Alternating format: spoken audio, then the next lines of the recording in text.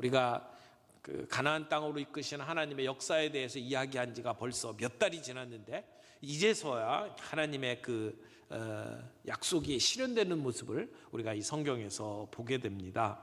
그런 면에 있어서 우리의 고통을 너무나도 잘 알고 있는 아브라함, 우리의 그 질문에 대해서 오늘 분명한 대답을 줄 수 있을 것이라고 생각을 합니다. 먼저 첫 번째로 살펴볼 것은 말씀대로 드디어 실현이 되는 하나님의 약속을 보게 됩니다. 본문 1절 2절 말씀을 좀 보겠습니다. 여호와께서 말씀하신 대로 사라를 돌보셨고 하나님께서 말씀하신 대로 사라에게 행하셨으므로 사라가 임신하고 하나님이 말씀하신 시기가 되어 노년의 아브라함에게 아들을 낳으니, 여기 계속해서 반복되는 말씀이 있죠. 말씀하신 대로, 말씀하신 대로, 그리고 말씀하신 시기가 돼요. 여러분, 이렇게 반복하고 있다는 얘기는 지금 이 스토리의 중심 내용이 뭔지를 우리에게 알려주죠. 하나님이 말씀하셨다, 그리고 그 말씀하신 대로 이루어 주셨다라고 하는 것이 오늘 본문의 핵심입니다. 아브라함과 사라에게 하나님의 은혜가 임하는 통로는 하나님의 말씀이었습니다. 하나님께서 말씀하셨고 그리고 그 말씀대로 이루어 주시는 것이 오늘 말씀입니다. 하나님께서 말씀하신 대로 사라를 돌보셨습니다. 사라를 권고하셨습니다. 말씀하신 대로 사라에게 행하셨습니다. 말씀하신 그 시기에 하나님께서 아들을 주셨습니다. 한마디로 하나님께서 사라에게 복을 주셨다는 것이죠. 어떻게 보면 죽은 몸이라고 말할 수 있는 사라에게 생명을 주셨습니다. 지금까지 평생 불임으로 얼마나 많은 힘든 시간을 보냈습니까? 지금하고는 분위기가 완전히 다른 세상입니다.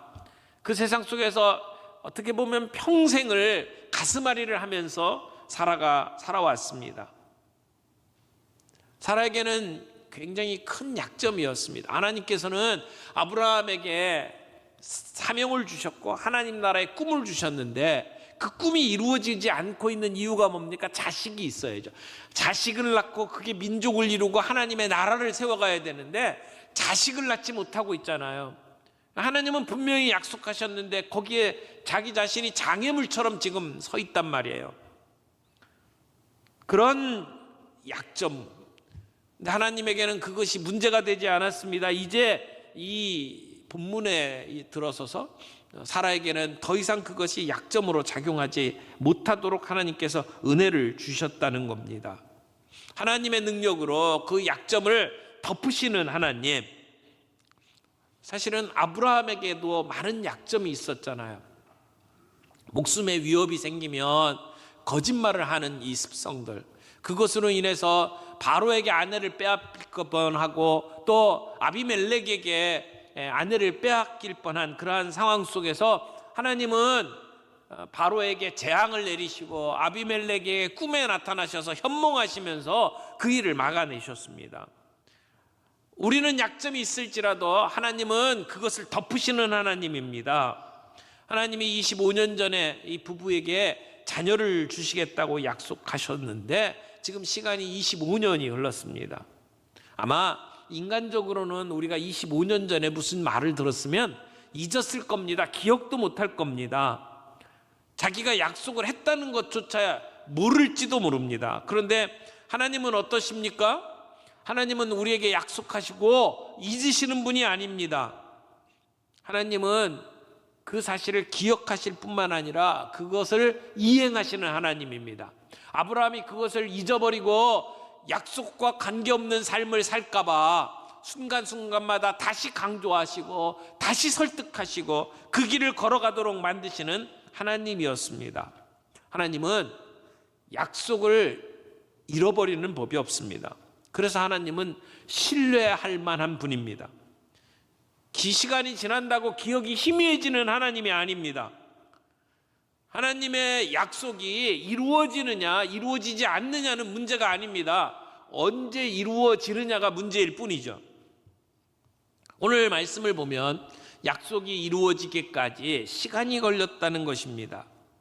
여러분, 우리가 기도하면서 왜 낙담합니까? 하나님의 때를 기다리지 못하기 때문입니다. 내가 설정해 놓은 나의 때에 맞춰서 기도하다가 하나님의 때를 기다리지 못하고 때때로 무너집니다. 조급해서 결국은 포기해버리고 맙니다. 그러나 하나님은 우리에게 약속을 하실 때에 이미 마음속에 그 약속이 이루어지는 시간을 보고 계십니다. 그래서 하나님은 서두르지 않습니다. 하나님은 아브라함과 사라에게 약속하셨고 그 약속을 이루기까지 하나님은 서두르지 않으셨습니다. 하나님의 타이밍은 완벽합니다. 우리는 우리의 때에 이루어지지 않기 때문에 답답해하지만 그 약속이 이루어진 시점에서 보게 되면 그 하나님의 약속은 가장 정확한 시간이에요. 빠르지도 않고 느리지도 않고 가장 정확한 타이밍에 하나님께서 우리의 약속을 이루어 주신다는 것입니다. 오늘 본문 말씀 2절에 보니까 하나님이 말씀하신 시기가 되어 이렇게 얘기하죠. 하나님이 말씀하신 때가 되었다는 겁니다. 이 시기라고 하는 것은 특정한 목적을 위해서 하나님이 선정하신 그 시간을 이야기할 때 사용하는 단어입니다. 하나님께서 25년 전에 아브라함과 사라를 부르시고 갈대아 우르를 떠나게 하셨습니다. 그리고 가나안 땅으로 가는 여정을 떠나게 하셨습니다. 이 두 사람은 하나님의 약속을 믿고 주저하지 않고 길을 떠났습니다. 근데 그 과정 속에서 그들은 기근을 만나기도 하고 원수들의 핍박을 받기도 했고 가정의 불화를 경험하기도 했죠. 하나님이 주신 방법이 아닌 인간적인 방법으로 그 종을 첩으로 삼고 인간적인 방법으로 그 하나님의 나라가 이루어질 것을 생각하며 이런 방법 저런 방법 사용을 했었습니다. 그래서 때로는 아내를 빼앗길 뻔한 그러한 위기도 만났지만 하나님은 그 모든 것 가운데서 그들을 보호해 주셨습니다. 그리고 그 약속하신 시간, 그 약속의 시간에 결국은 하나님의 응답이 있었습니다. 이 약속의 시간, 거기에 하나님의 주권이 있습니다. 하나님의 시간이 있다는 것이죠. 전도서에 보면 그때를 이렇게 이야기합니다. 범사에 기한이 있고 천하 만사가 다 때가 있나니. 어떤 때가 있습니까? 어떤 때요? 날 때가 있고 죽을 때가 있고 또 심을 때가 있고 심은 것을 뽑을 때가 있고 또 죽일 때가 있고 치료할 때가 있고 헐 때가 있고 세울 때가 있고 울 때가 있고 웃을 때가 있고 슬퍼할 때가 있고 춤출 때가 있고 그러면서 그 때에 대해서 쭉 이야기를 합니다. 그 때가 28번이나 나옵니다. 그러니까 우리 인간의 모든 일들 그것을 망라하는 때를 이야기를 하는 겁니다. 하나님의 뜻 밖에서 이루어지는 일은 없습니다. 하나님께서 계획하신 그 시간에 그 일들이 일어납니다. 사랑하는 성도 여러분, 하나님의 약속대로 사라가 잉태를 했습니다. 90이 다 된 할머니가 인간적으로 말이 안 되는 상황이잖아요. 근데 하나님의 은혜로 이제 아이를 가졌어요. 배가 불러올 거 아닙니까? 아마 입덧도 했겠죠. 한밤중에 아브라함한테 먹고 싶다고 이렇게 투정도 했겠죠. 한번 그런 모습을 생각을 해보세요. 어쩌면 임신하고 아이를 이렇게 가졌다고 동네방네 같이 음식을 나누면서 같이 즐거운 시간들을 가졌는지도 몰라요. 그런 그 아브라함의 모습들을 생각을 해보세요. 1년 전에 마물의 상수리 나무 밑에 장막에 거할 때 하나님께서 오셔서 1년 뒤에 아들을 갖게 될 것이다 라고 약속을 했습니다. 근데 그 하나님의 때, 그게 아브라함의 나이 100세라고 하는 것이었습니다. 이것을 보면 우리의 하나님 나라의 백성으로 살아가는 일이 이게 기적이구나라고 하는 것을 보게 됩니다. 여러분, 우리가 예수 믿고 하나님의 백성이 되는 것도 기적이에요. 그러니까 아브라함이 불가능한 때에 그때 아이를 얻게 되고, 그리고 하나님의 나라가 계속 이어지는 모습이 이게 기적인 것처럼 오늘 우리가 예수 믿고 하나님 나라의 백성으로 살아가는 것, 모든 것이 다 기적이라고 하는 것을 보게 됩니다. 하나님의 때, 그게 우리가 생각하는 때하고는 좀 달라요. 그래서 우리는 종종 그것 때문에 힘들어합니다. 하나님의 때가 있기에 하나님은 서두르지 않는다는 겁니다. 우리가 아무리 안달을 조바심을 내도 하나님은 그 때를 기다리고 계십니다. 그것이 우리를 몹시 힘들게 하기도 하죠. 그러나 한번 거꾸로 한번 생각을 해보세요. 하나님께서 25년 전에 아브라함과 사라를 불러서 내가 너에게 자녀를 줄 텐데 25년 뒤에 줄 거야, 그렇게 아예 날짜를 못 박았다고 한번 생각을 해보세요. 그게 더 나았을까요? 아니면 하나님께서 이렇게 자식을 주시겠다고 하고 여러 가지 상황 속에서 시간 질러서 여기까지 온 게 그게 더 좋을까요? 아마 처음에 약속하시면서 25년 그랬으면 까무러쳤을 거예요. 그리고 아예 포기했는지도 몰라요. 근데 하나님께서는 5분도 더 빠르지 않고 5분도 더 늦지 않고 하나님이 계획하신 정확한 타이밍에 하나님은 그 약속을 이루십니다. 우리의 슬픔을 우리의 웃음으로 바꾸시는 놀라운 역사를 우리에게 행하신다는 거죠. 그런 의미에서 오늘 우리가 기다리고 있는 것이 무엇인지 한번 돌아볼 수 있기를 바랍니다. 내가 지금까지 기도했는데 이루어지지 않고 있는 일들, 내가 사랑하는 가족을 위해서 지금 10년째 기도하고 있는데 아무런 변화가 없는 모습들, 내가 우리 자녀들이 믿음 안에 서기를 위해서 기도했는데 아직도 아이들이 온전히 서지 못하는 모습들을 바라보면서 우리는 기다리고 있습니다. 경제적인 변화를 위해서 기도하고 있고, 때로는 우리의 건강을 위해서 기도하고 있고, 때로는 배우자의 거친 태도에 대해서 기도하고 있는 분들도 있고, 여러분, 내가 꿈꾸고 있는 어떤 그 비전을 놓고 하나님 앞에 기도하는 그러한 사람들도 있습니다. 아니면 내 자신이 성숙되는 걸 놓고 기도하는데 아직도 그런 뚜렷한 변화가 이루어지지 않아서 답답해하고 있는 분들이 우리 가운데 있지 않습니까? 그러나 낙심하지 말기를 바랍니다. 하나님의 때가 있다는 겁니다. 우리가 생각하는 때하고 다른 하나님의 때에 하나님은 그것들을 이루어 주신다고 하는 것입니다. 하나님은 잊지 않으시는 하나님, 반드시 이루시는 하나님, 그 하나님이 우리의 하나님입니다. 때가 되면 하나님께서 사라를 돌아보시고 사라를 권고하시며 사라에게 아이를 주신 것처럼 오늘 우리에게 주신 하나님의 약속이 이루어질 것을 믿습니다. 두 번째는 신실하신 하나님께 순종하는 아브라함의 모습을 볼 수 있습니다. 여러분, 100세의 아브라함이 아들을 얻었을 때 얼마나 기뻤을까요? 노년에 얻는 아이, 그것도 불가능하다고 생각했는데 정말 기적처럼 아이를 얻었어요. 하나님께서 지금까지 꿈을 주셨는데 그 꿈이 이루어지는 지금 이 첫 번째 단추가 끼워진 거예요. 얼마나 기뻤겠습니까? 아마 펄쩍펄쩍 뛰었을 것 같아요. 근데 오늘 본문에 보게 되면 아브라함이 얼마나 기뻤는지, 얼마나 이 황홀경에 빠졌는지 어떤 힌트도 주지는 않아요. 저는 이 본문을 보면서 그런 기적을 맛봤고 그런 하나님의 응답을 받으면 아브라함에게 정말 큰 기쁨이 얼마나 되는지를 좀 적었을 것 같은데, 이 뒤에 사라가 정말 기뻐하면서 말한 것 외에 아브라함에 대한 이야기가 아무것도 나오지는 않아요. 아브라함은 아들 낳은 게 별 볼 일 없는 일이었을까 하는 생각도 들어요.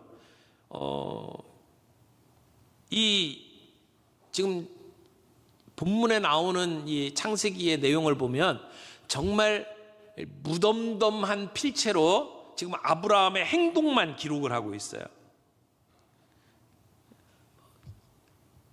사라가 아이를 낳고 아브라함에게 아들입니다 라고 전해줬다고 생각을 해보세요. 그때 아브라함이 어떤 반응을 보였을까요? 그냥 무덤덤하게 그래? 그만 알아봐라. 알았다. 내가 이제는 아이 이름을 줘야 되니까 넌 나가봐라. 뭐 이러면서 그냥 무덤덤하게 사무적으로 대했다고 생각을 하십니까? 근데 기록은 그렇게 아주 대수롭지 않은 것처럼 기록을 하고 있어요. 이유가 뭘까를 가만히 생각하다 보니까 1절 2절에서 힌트가 나오더라고요. 1절 2절에 말씀대로, 하나님이 말씀하신 대로 3번씩이나 반복하고 있잖아요. 하나님이 말씀하신 대로 아들을 낳았다는 거예요. 그러니까 이게 약속대로 이루어진 거잖아요. 지금 이미 예고편 다 돼가지고 이제 이루어진 거잖아요. 그게 뭐가 대수냐는 거죠. 약속대로 아들을 주셨으니까 이건 너무 당연한 것처럼 지금 기록을 하는 거예요. 그래서 성경은 아브라함의 행동을 아주 담담하게 기록을 하고 있습니다. 그런데 그 아들을 얻고 난 다음에 아브라함이 한 일이 뭡니까? 2가지가 나와요. 첫 번째는 아들이 태어나자마자 그가 어떤 기쁨을 가지고 표현하는 것보다 먼저 했던 일이 있습니다. 아들의 이름을 짓는 것이었어요. 3절에 보니까 아브라함이 자기 아들의 이름을 이삭이라고 지었습니다. 이삭이라고 하는 말은 그가 웃는다라고 하는 뜻이죠. 그리고 이 아들을 이삭으로 지어라라고 하는 것은 아브라함의 생각이 아닙니다. 이미 하나님께서 명령하신 일입니다. 그가 하나님의 약속을 들었을 때에 믿지 못하고 웃었잖아요. 그러니까 아마 포복 절도를 했는지도 몰라요. 땅을 보면서 웃었다고 그랬어요. 그런가 하면 아브라함만 웃은 게 아니에요.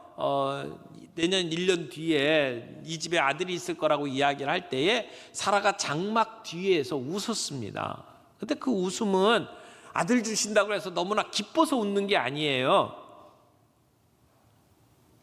너무나 말이 안 되는 얘기잖아요. 그러니까 이게 비웃음 같은 웃음이었습니다. 믿겨지지 않는다는 웃음이잖아요. 그럴 때에 내 아들의 이름을 이삭이라고 해라 라고 했던 것은 내가 지금 믿지 못하고 있는 모습들을 기억하게 될 거야 라고 하는 하나님의 말씀일 수도 있습니다. 그런데 이제 아들을 낳았어요. 만면의 웃음을 띠면서, 그러면서 하나님께서 주신 이름으로 아이를 부르기 시작을 합니다. 이삭아. 이삭이라고 부를 때에 기쁨이 있었겠죠. 얼마나 기뻤겠어요. 그러니까 어떻게 보면 아브라함이 아이의 이름을 이삭으로 지었을 때에 그 예전에 자기의 믿지 못함으로 웃었던 것이 기억날 겁니다. 그러나 그 불신앙에 대한 기억보다는 우리의 불신앙에도 불구하고 하나님께서 우리에게 놀라운 기적으로 답해 주시는 하나님의 역사에 대한 감격과 기쁨으로 웃으면서 이삭이라고 부르지 않았을까요? 하나님께 기대하는 마음을 가지고 하나님 앞에 나아가는 자에게 하나님은 이런 기쁨을 주십니다. 하나님께서 정하신 완벽한 타이밍에 웃게 하시는 그런 하나님의 은혜, 여러분 모두에게 이런 은혜가 있기를 바랍니다. 이 사라의 웃음을 보면서 신약에 나오는 웃음이 생각이 났어요. 신약에 정말 이렇게 기다렸던 사람들이 있잖아요. 누가복음에 보면 그 예수님 메시아를 기다리면서 성전에서 오랫동안 기다렸던 나이 많은 할아버지하고 할머니가 나옵니다. 그 사람들의 이름 기억하시죠? 시므온이라고 하는 할아버지, 그리고 안나라고 하는 할머니가 나와요. 그분들은 평생 메시아를 기다려왔습니다. 사실 예수님이 탄생하실 때의 이스라엘의 상황은 비참했습니다. 나라의 주권을 잃어버린 지 600년째예요. 그러니까 여러분 600년 동안 나라를 잃어버렸다. 얼마나 힘들었겠어요. 지금 예수님이 태어나시는 그때도 이 이스라엘은 로마의 압제 속에 있었습니다. 살아가는 사람들의 삶은 정말 피폐했습니다. 처참했습니다.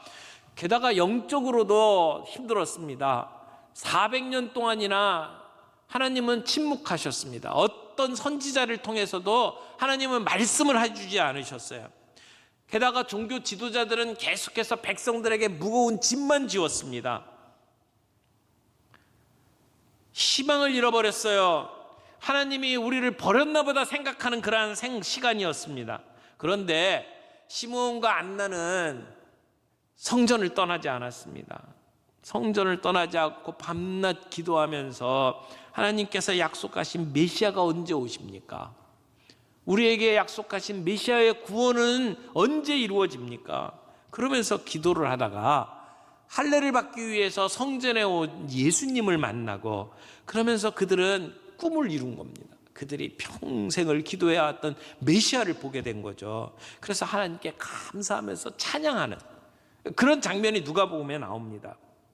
여러분, 하나님께서 기도했던 그 기도에 응답하시는, 오랜 시간 정말 오랫동안 기다렸던 그 기도에 응답하시는 그 순간을 이 시므온과 안나는 경험을 했던 것이죠. 우리 안에 하나님의 나라를 꿈꾸며 기도하는 우리의 기도가 이렇게 응답되는 놀라운 역사가 있기를 바랍니다. 우리가 기도하는 그 기도의 제목, 여러분 기다리는 것들이 뭐 여러 가지 있겠습니다만, 우리의 육체적인 문제, 우리의 가정의 문제, 또 우리가 갖고 있는 인생의 비전에 관한 그런 기다림도 있겠지만, 저는 우리가 정말 기다리는 것은 다시 오실 예수 그리스도, 주님이 오신 것을 기다리면서 살아가는 신앙이라고 생각을 합니다. 우리가 주님 오실 날을 기다리면서 오늘 우리의 삶을 살아갈 때에 우리의 기도에 응답하시는 살아계신 하나님의 놀라운 역사를 경험하는, 그런 은혜를 체험하는 저와 여러분들이 되기를 바랍니다. 우리는 하나님의 약속을 믿고 살아가는 사람들입니다. 성도는 그 약속을 붙잡고 살아가는 사람들입니다. 우리가 그 약속을 인내하면서 기다릴 줄 아는, 나의 때가 아니라 하나님의 때로 보고, 나의 눈이 아니라 하나님의 눈으로 오늘의 역사를 바라보면서 기다릴 수 있는 저희들이 되기를 바랍니다. 구체적인 적용점 몇 가지만 좀 이야기하고 오늘 말씀을 좀 마무리하겠습니다. 어떻게 하면 좋을까요? 하나님께서 우리의 그 기도에 응답하시는 것, 또는 하나님이 약속하신 것을 이루는 것을 볼 때 우리는 늦는다고 생각을 하지만, 하나님의 늦으심에는 우연이 없어요. 하나님의 늦음에는 실수가 없어요. 어쩌다가 하나님이 까먹고 그 약속의 실현을 늦추시는 하나님이 아니라는 겁니다. 하나님의 때는 언제나 완벽합니다. 우리가 언젠가 하나님이 이루어지시는 그 성취를 맛보는 순간 되돌아보면 그때가 조금 더 이르거나 그때가 조금 더 늦은 때가 아니라는 사실을 알게 될 것입니다. 우리는 그 하나님의 때를 바라보면서 오늘 약속을 기다리는 저희들이 되길 바라요. 내가 정해놓은 시간이 아니라 하나님의 때를 바라보면서 기다릴 줄 아는, 그러면 우리는 겁먹지 않습니다. 그러면 그것 때문에 우리가 포기하지 않습니다. 우리는 늦는 것 같다고 생각하지만 하나님은 서두르시는 분이 아닙니다. 모든 것이 하나님의 통제 안에 있기 때문에 그렇습니다. 그래서 베드로는 그런 얘기하죠. 우리 주님께는 하루가 천년 같고 천년이 하루와 같다라고 말씀을 합니다. 우리가 이 흐르는 시간 속에서 우리의 수준에서 기다리다 보니까 하루가 천년처럼, 하루가 영원한 것처럼 힘들게 느껴질 때도 있습니다. 그러나 하나님의 때를 바라보며 하나님의 눈으로 우리의 문제를 바라보게 되면 우리는 기다릴 수 있습니다. 답답하거나 초조하지 않을 수가 있습니다. 우리가 답답하고 초조할 때 하는 일들이 뭡니까? 우리가 사람들을 조종하려고 그래요. 우리의 상황을 조작하려고 그래요. 안 되는 걸 되는 것처럼 만들려고 그래요. 인간적인 방법을 동원하려고 그래요. 하나님의 때를 기다릴 줄 아는 사람은 상황을 조작하거나 사람들을 조종하려고 하지 않습니다. 기다릴 줄 아는 마음이 있고 그 가운데 하나님의 주시는 평안이 있습니다. 또 때로는 가장 용서하기 힘든 사람이 나일 수도 있어요. 내가 실패하고 실수한 것을 바라보면서 내가 용서하지 못하고 가슴앓이를 하는 사람들이 참 많이 있습니다. 그러나 하나님이 용서하셨어요. 하나님이 나를 용서하셨는데 내가 나를 용서하지 못할 이유가 무엇입니까? 여러분, 때때로 내가 했던 실수, 내가 저질렀던 일들 때문에 가슴앓이를 하고 있는 분들이 있다면 나를 용서하신 하나님을 생각하면서 내가 나를 용서할 수 있기를 바라요. 그래서 기다리게 되면 우리 시편 30편에 있는 말씀을 우리가 기억할 수 있기를 바랍니다. 저녁에는 울음이 깃들지라도 아침에는 기쁨이 오리라. 여러분, 저녁에는 울음이 깃들일지라도 아침에는 기쁨이 오리로다. 주께서 나의 슬픔을 변하여 춤이 되게 하시고 주께서 나의 베옷을 벗기고 기쁨으로 띠띠우시니라. 이런 고백이 우리의 고백이 되기를 바랍니다. 우리가 아무리 힘들고 어려워도 하나님을 잃지만 않는다면, 하나님만 붙잡을 수 있다면 그분은 언젠가 우리들을 돌아보시고 우리를 권고하시면서 우리에게 약속하신 일을 이루고야 마실 겁니다. 우리가 교동문 할 때 함께 읽었던 말씀이 시편 126편입니다. 우리가 이 말씀처럼 여러분, 눈물을 흘리며 씨를 뿌리는 자 반드시 기쁨으로 곡식을 거두는 날이 있을 겁니다. 울며 씨를 뿌리러 나가는 자는 반드시 기쁨으로 그 곡식단을 가지고 돌아오리라. 아멘.